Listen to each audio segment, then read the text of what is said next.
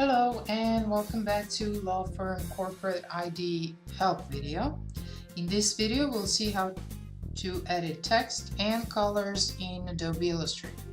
So let's open the Adobe Illustrator folder, and here you have two files. You have the print version or the print elements of the stationery and the desktop elements of the stationery. You can open the files either double clicking on them, going directly to your software and going to File Open, or simply dragging your file directly into, in this instance, Adobe Illustrator. Once the file is open, you'll see that all of the elements of the print stationery are in this file. Let's open up the Layers panel first. We just drag it here so you can see. And here in the Layers panel, let me just make this large. Okay, so now in the Layers panel, you'll see all the different layers for individual elements and the three layers that are locked. We have the print info file. Let me just show you that. With print info file, you will get the lines for bleed, cut, and text safety. And you have the legend here so you know which one is what. Now when it comes to the info box, here you'll have the basic information about the file or the element of the corporate ID. So what is the print area, what is the trim size, what is the color mode, offset print, etc. And finally, we have a die cut fold, which basically is used for things like envelopes and folders. And here you can see the final cut of the file and where the element is folded. Now this is the layer that you need to send to the company that is going to print your stationery. And make sure to send them the info box too, so they'll know the basic information about the file so they can prepare it accordingly. Okay, now another thing, let's say you don't want to change, you don't want to play with the all of these elements. Let's say you just want business card to edit. The easiest way to do that, instead of deleting all the artboards and everything else that is in here, go to Save As, and now go to Save. And once you've done that, here check this Save Each Artboard to Separate File. So let's say I just want to work with this business card. I'm just going to say 1 and 2 because these are the two artboards that I'm working on. Press OK, and once it's saved, you'll have the names for it. So we know this is the front business card and we have the back business card. So let's open up the front business card. Again, I'm just going to drag it directly. And voila, you can just work with one element at a time, or save that one element if you need to. Okay, now for the purposes of this tutorial, we'll work on all of these elements. We're not going to separate them. So, how to change colors. To edit colors, you can either go old-fashioned way, and let's focus on this business card. And let me just turn off the print info so it doesn't bother us. Okay, now you can select elements, you can shift select the elements, and let's say we want to make it magenta,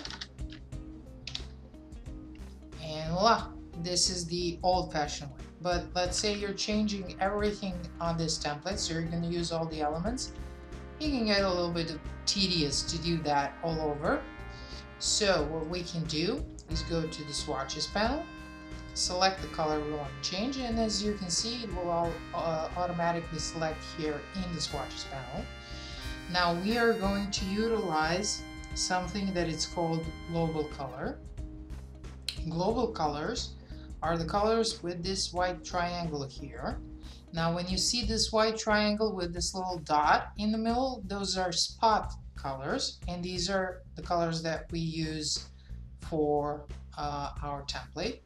So what we're going to do is make sure nothing is selected. Double click on the color we wish to change.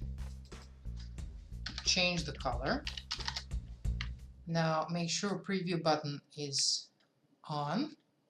Let me make this a little bit darker. Of course you can play with scales here, so you can change them, and voila.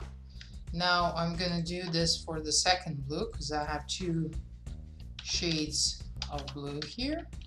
I'm just gonna make this the regular magenta, and here we go. We have now successfully changed all the colors throughout the entire design. Text, design elements, etc, etc. Super simple, super fast, super easy. The same principle applies for the spot colors.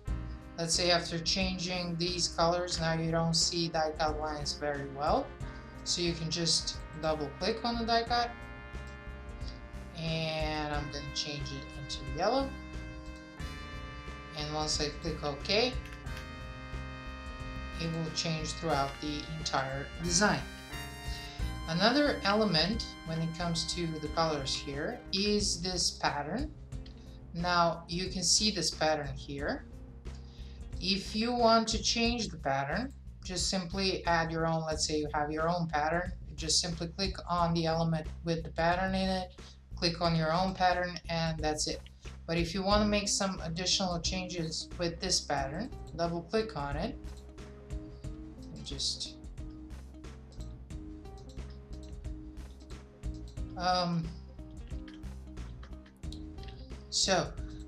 where was it? Yeah, changing the pattern. Let's say you want to make this a little bit stronger.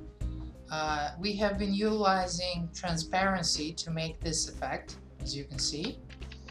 So let's make this, let's find the transparency here, open it up, and as you can see it's currently at 20%. Now in order to change it, of course you can play with blend styles, or you can just change and make transparency, for instance, harder or not that strong, and voila, you can do that on this other design too. Now when it comes to changing the pattern itself, let me just flare up.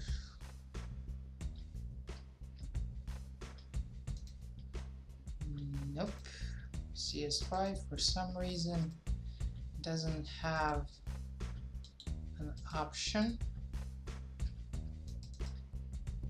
Yep. Unfortunately, you can change the pattern itself in CC versions. Back pattern, but for some reason not in CS5. Okay, that's it. Now when it comes to, let's move on to the text. First, let's make sure we have the character panel open.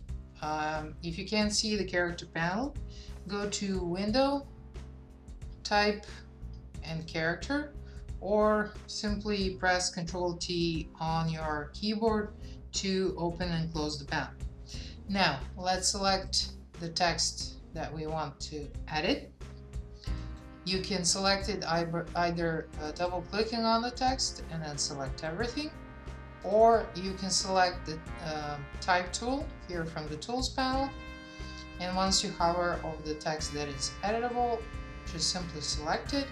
Now if you have your own text, you can go to Control Copy Paste, or you can just manually change the text here. And that's basically how you change your text. Now if you want to make any additional changes to the font, You can use character panel to do it. Here you can change things like font family, font style, size, kerning, leading, etc. And that was it.